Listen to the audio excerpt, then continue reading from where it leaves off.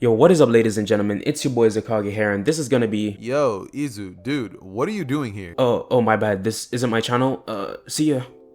Okay, I don't know what that was about, but what is up, guys? It is your boy Zither here, back at it again to drop What If Deku Had the Speed Force? Now, on this part, Izukage is going to be featured in, and he is going to be covering one little arc in the series. Maybe he might come back, maybe he won't, it's all up to him.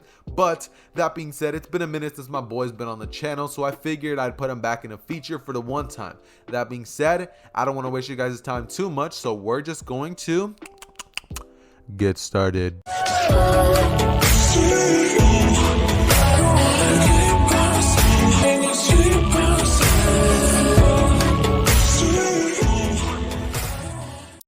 Okay, so we're gonna start this story off on the day of Izuku's birth. See, in this version of events, Deku is of course going to still be born to Inko and Hisashi Midoriya. However, there will be two major changes to the series which will have major ramifications on Deku's life. Number one, Deku's father is not going to have the same job in the original. Instead, in this version of events, Deku's father is of course going to be a doctor, and his mom is going to be a very renowned scientist who is pretty good in, let's say, anatomy or something like that. I don't know, but you know, she's a scientist and she's pretty good at what she does, bottom line. Right? That being said, his mother is going to be working for a very big company, a man which is very rich. That being said, Deku, instead of how he grew up in the original, is not going to grow up alongside Bakugo, and Inko is not going to, you know, basically have a friend of Mitsuki. She's not going to do that. She's going to have different people around her. That being said, Deku is obviously going to have a way better childhood due to the fact that he doesn't grow around Bakugo, and kids don't really pick on him as much due to the fact that, well, Deku just seems to be one of the normal kids. Deku pretty much has a normal childhood up until the age of 4, until one day, Deku basically meets a very good friend by the name of Momo Yaoyorozu. And in case you guys are wondering who Deku's mom works for, yep, you guessed it, Momo's father. That being said, many people are probably like, yo, doesn't Momo's father own this, and this company? Well, I'm just going to change it so that in this version, he's pretty intelligent. Therefore, he owns something similar to Star Labs or something like that, right? Just a similar tech company, right? That being said, this is when Deku would basically grow up as childhood friends with Momo. Deku would meet her at the age of 4, and they would honestly hit it off immediately. One day, however, when Deku would basically find out he's quirkless, Momo would basically be the only one who feels bad for Deku when he gets picked on. Therefore, this leads to Momo actually standing up to Deku a couple of times. And once Deku finds out that he's quirkless, well, he finally starts getting the bully treatment. However, it's way less than in the original canon. Bakugo's not there to instigate most of it. Therefore, the kids who do it, well, they're a little bit on the classier side, so they're not just going to sit there and bully him because most of them have been taught better. And well, I mean, that's kind of just my point of view. That being said, Momo, however, whenever Deku would get picked on, she would always come in and help him. She would always be there for Deku. And well, Deku would basically grow up a lot happier with the life that he's going to be having in this version of events. Until one day, when Deku is at the age of 7 years old, Deku will of course be at his house at night. And many of you guys know exactly where I'm going to be going with this. This is when Deku's origin story will start.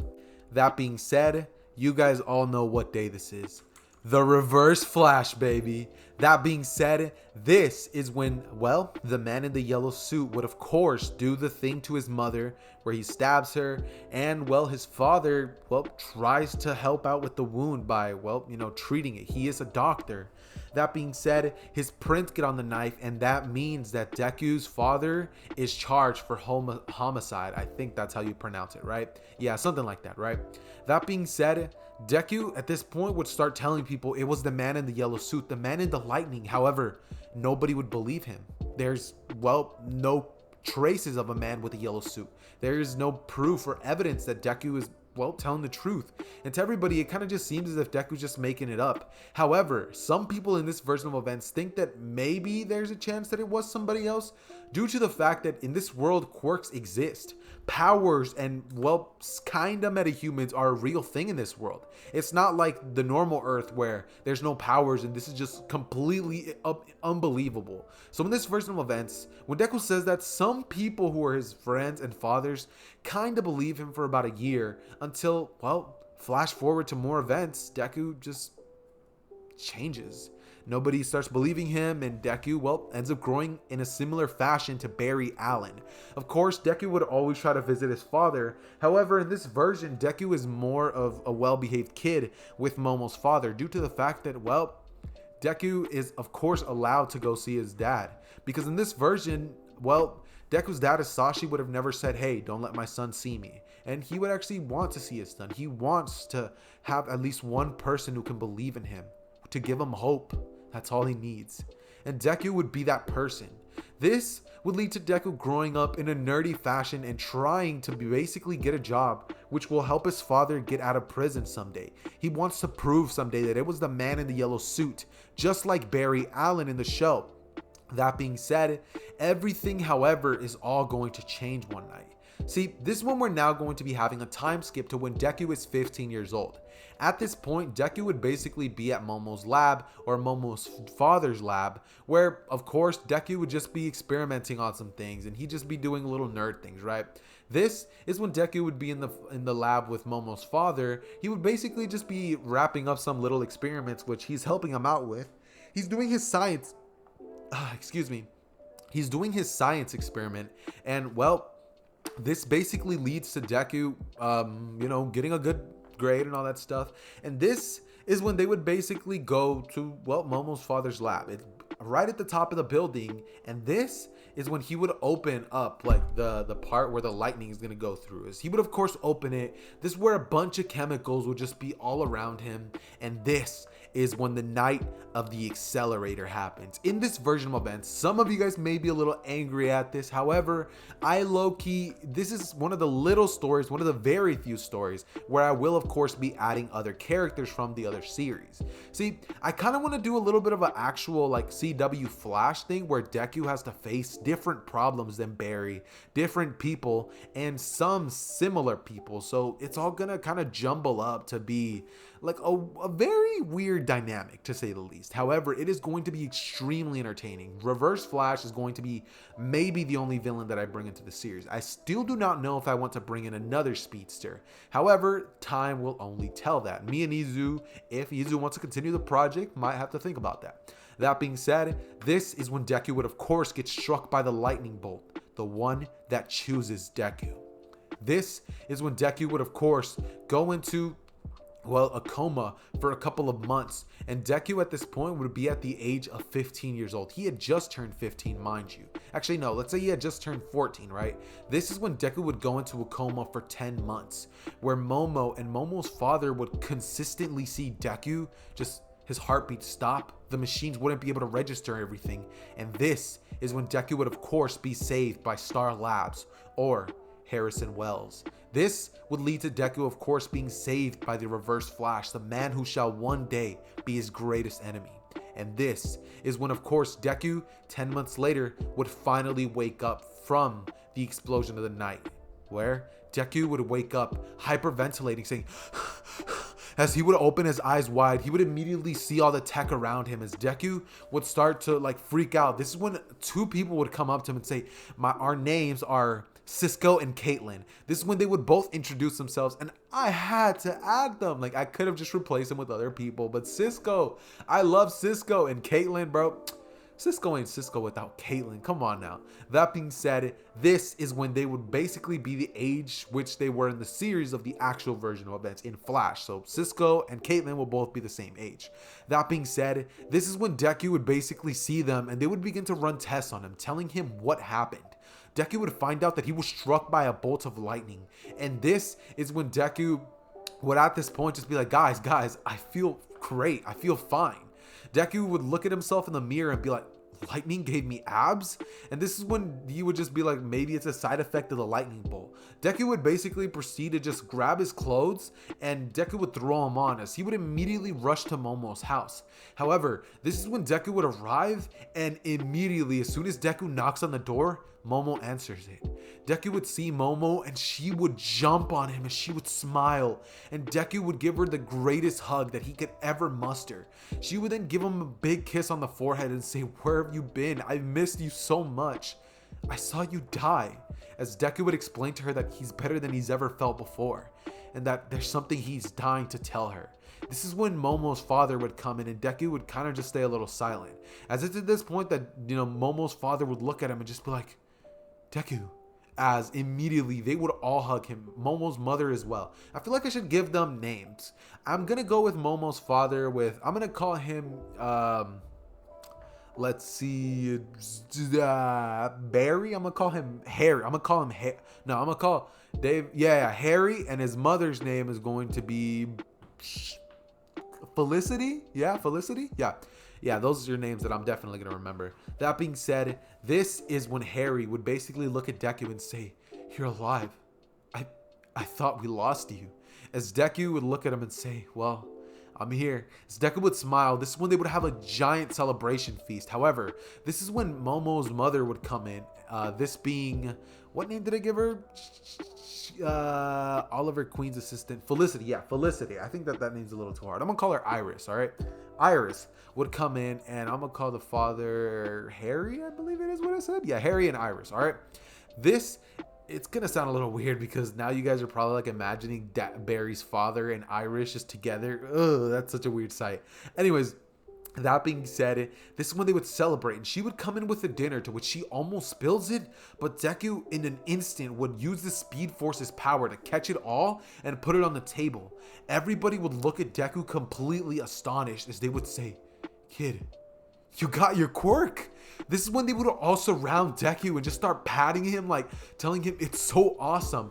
As on site, Harry would take Deku immediately to the quirk doctor, to which Deku would be told that Deku probably does have a quirk, but their technology isn't great enough to track it. So his quirk is just going to be named by himself, and Deku would choose to call it the Speed Force. Deku at this point would smile, and this one they would all go home, just saying that Deku finally has a quirk. Deku would arrive home, as it's at this point that Momo and Deku would be up at Momo's room, just playing some video games, as Deku would tell her that he needs to talk to her. Momo would put the game off, and this is when Deku would basically look at her, as he would say that during this time that he was in a coma, he missed so much time with her. He missed so much time to tell her how he felt. And Momo would look at Deku as her eyes would just water up. Deku would hold her hand as he would tell her, "I love you, Momo. I've loved you since the day that you saved me. I loved you when you helped me with the bullies. I loved you when your family took me in. And I loved you even when you had your first boyfriend. It's always been me looking at you from the sidelines. And I don't know if you feel the same, but it's been killing me to not tell you this." Momo would look at Deku, give him a giant hug, and say that she's been waiting 15 years for him to tell her that. As Momo would kiss Deku right on the lips, and they would both just proceed to make out. It's at this point that Momo's father would open the door and say, "Hey kids," as he would see what's going on. He would immediately shut the door and just be like, Deku and Momo? As, you know, Felicity would just be like, "Yeah, kind of figured that he loved her. You know the way he looks at our daughter." As he would say, "Yeah, but I never thought he'd tell her." As he would say, "I mean, he was away from us for 10 months. It was going to happen eventually." This is when they would both just kind of sigh. They'd both walk inside and they'd have a little bit of a talk about this weird dynamic. As they would say that it's not going to be weird if they don't let it be weird. And they would just have a weird, awkward talk. Like, I don't even want to talk about it. That being said, this is when basically the 10 months would actually be right around the corner. And as for the sludge villain, that is of course going to be captured by All Might in this version. Another kid is going to be going down there, and let's just say that All Might saves him instead of Deku. However, the kid never jumps onto his leg because he does have a quirk, and All Might just goes away scot-free, leading to Mirio being the one who inherits One for All. That being said, this is when Deku would spend the next 10 months training on his powers. However, by the first month, Deku would realize that he can't do this alone, and he would finally return to Star Labs asking for their assistance. As it's at this point that Deku and Momo would have tried for about 1 month to understand Deku's powers, but they really couldn't improve them on what they already were. Deku at this point could move at, let's say, 700 miles an hour, and Deku was extremely fast. I mean, he has a very youthful body. That being said, this is when Deku would go to Star Labs, and they would run some tests on Deku, which reveal that his power is not a quirk. It's something completely different. It's something on a completely different level. It's with him on an atomic level. I mean, quirks are part of your DNA, but this is different. It didn't just come in when you were 4. It's something that was embedded within your soul. And Deku would just be like, huh?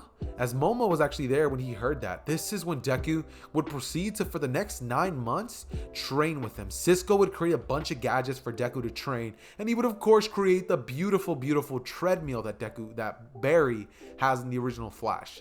That being said, Deku would spend the next months doing, well, basic Flash training. And this is when Deku and Momo would honestly just spend this entire time just finally being together as a couple. Deku and Momo are so incredibly happy, and well, Deku is just so happy that he finally got to tell her about his true feelings. Deku finally got to tell her how he's been feeling for years. And now Deku finally has a quirk. She never has to protect him again.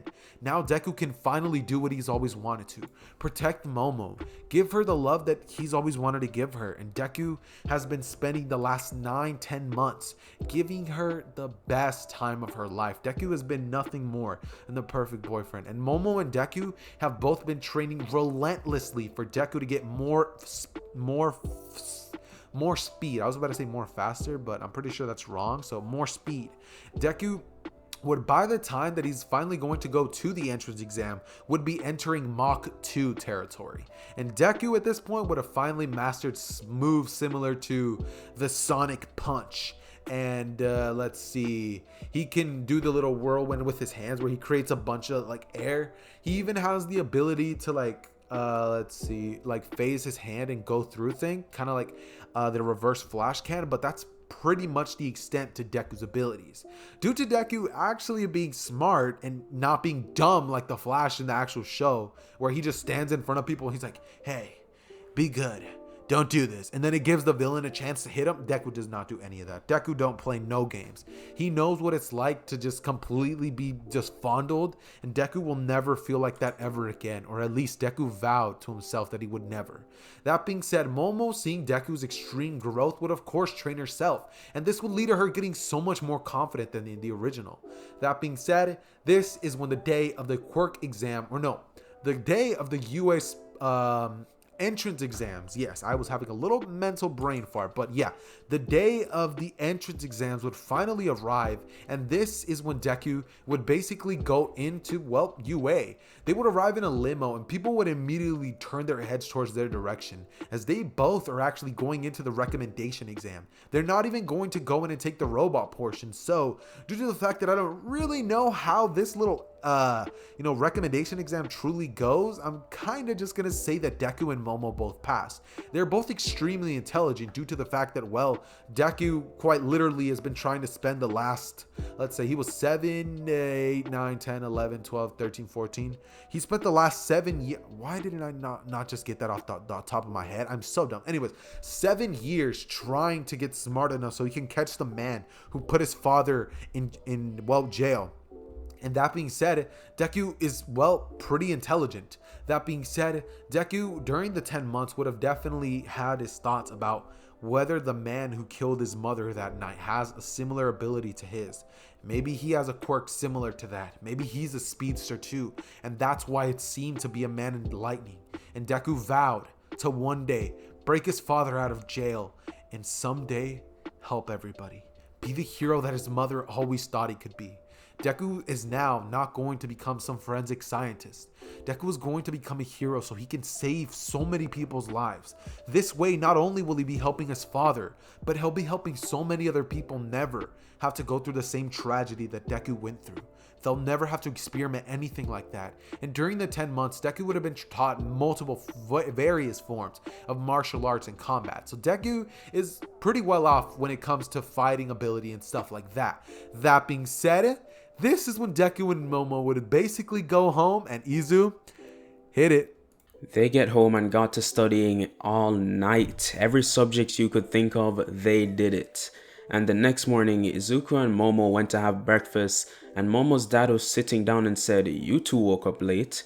Is something wrong?" And they both looked at each other and smiled, nodding their head no. So for the week leading up to UA's opening, Izuku and Momo have been getting a lot more familiar with each other and becoming more comfortable as a couple. So the day when UA finally opens up, They both are, taken care of by the numerous butlers and maids in the house.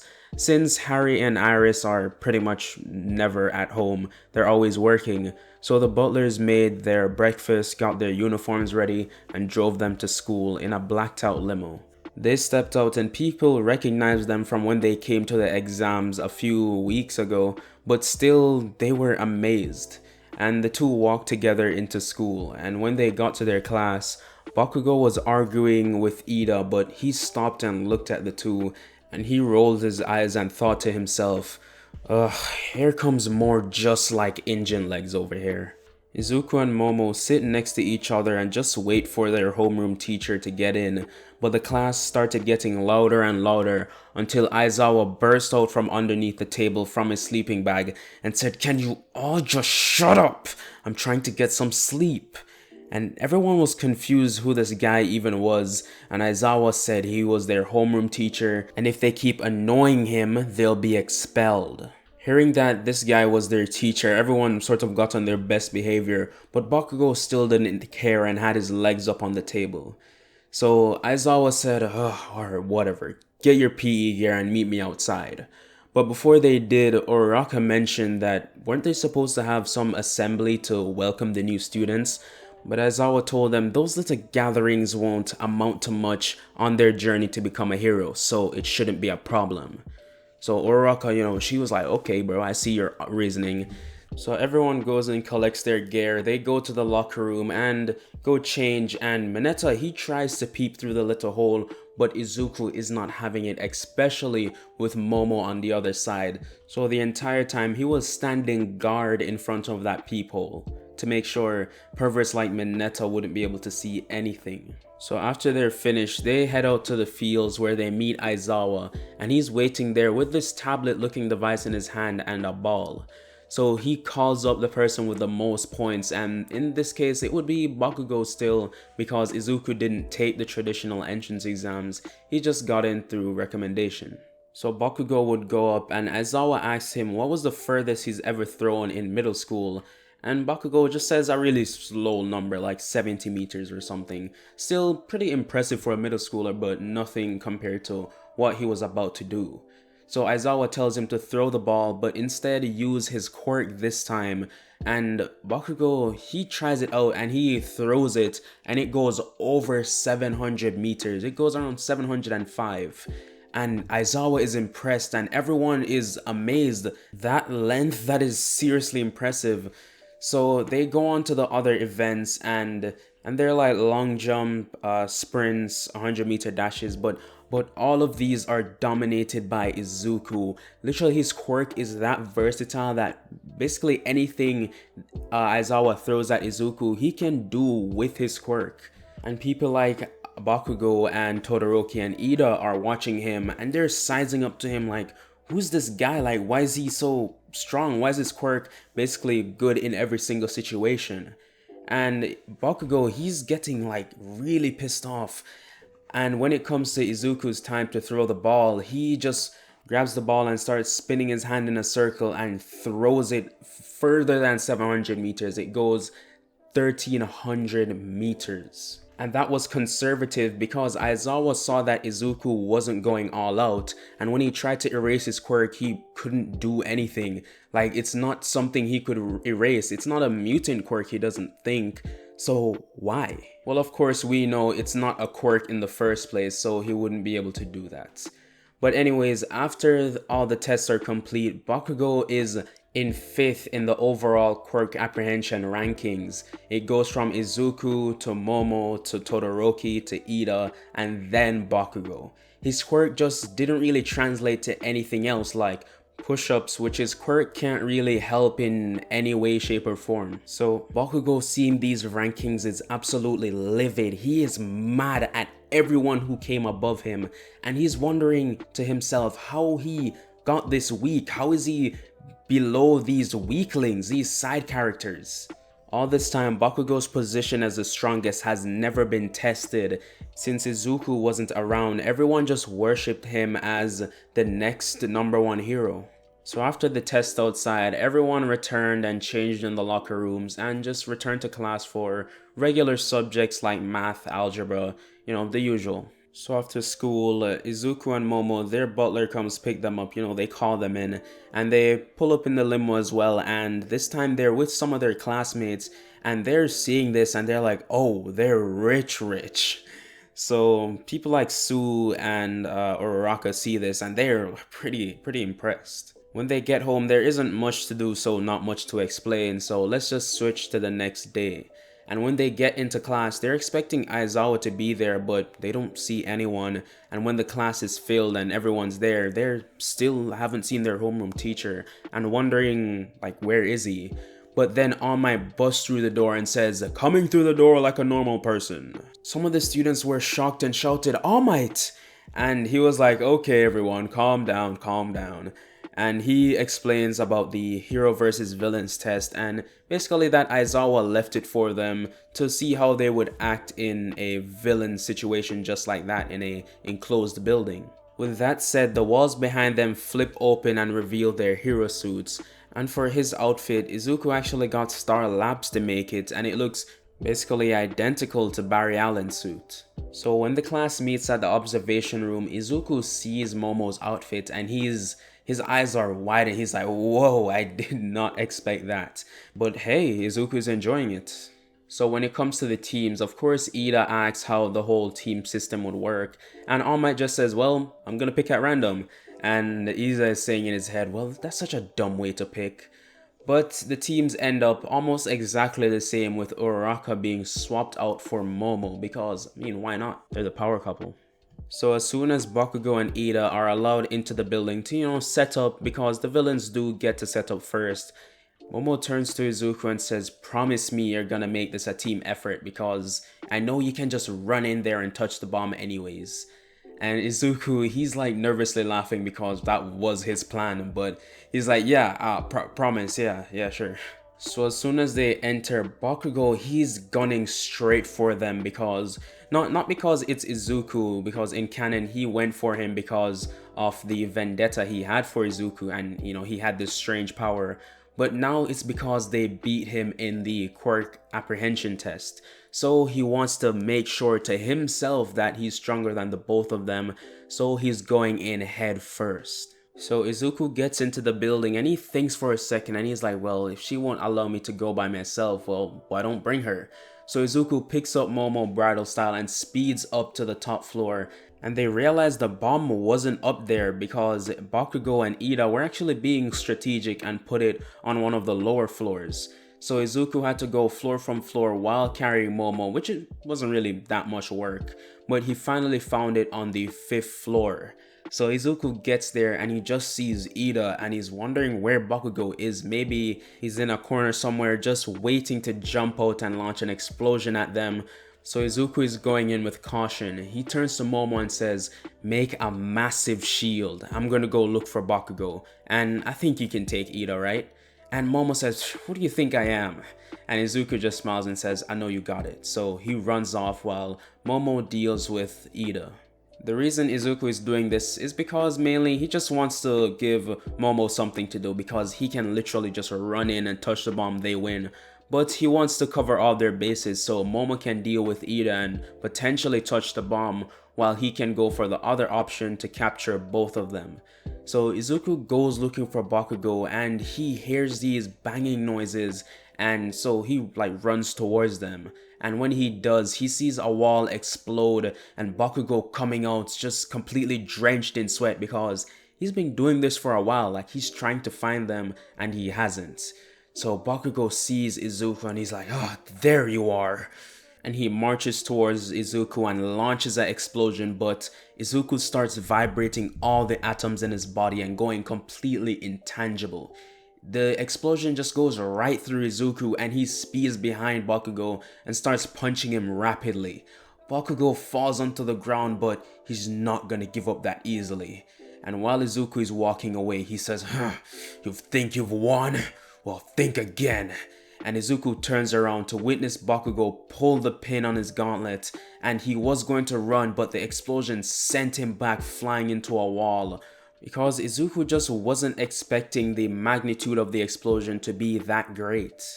So Bakugo slowly starts to get up and he walks over as the smoke from his explosion clears, but he sees nothing. And he gets worried and turns around and sees Izuku with a burn mark right in the middle of his chest. And Izuku says, "Nice try, but you'd have to be stronger than that." And he starts rapidly punching Bakugo over and over in his chest, going Mach 2 speed. And this is wearing out Bakugo, and he eventually falls over unconscious because this was too many blows, and they're powerful blows at that, and Bakugo's body just couldn't take it. So he was knocked out, and as Izuku was getting ready to tie him up, he hears "Hero Team wins." Meanwhile, Momo was actually doing good work on Ida because of her training over the 10 months and Ida's carelessness. She managed to get an upper hand on Ida and win it for her and Izuku. And with that, both Izuku and Momo and Ida returned to the observation room, while Recovery Girl had to get her robots to go get Bakugo and bring him back into her office to start nursing him back to health. Meanwhile, in the observation room, All Might was asking anyone for inputs on the fight, and they didn't really have much to say because that match was almost flawless. Izuku could have ran in, but he decided to divvy out the work, making sure he didn't do everything. I mean, it was fair, it was fun to watch. What more could you want? Now with the team win under their belt, Izuku and Momo decided to go out and celebrate, but we'll get to that in the next part because that is where I'm going to be leaving this one off. Thank you guys for sticking around to the end of the video. If you liked it, like, and if you like my content in general, well, in this case, Zedder's content in general, please consider subscribing. And yeah, I'll see you guys in the next one. Peace.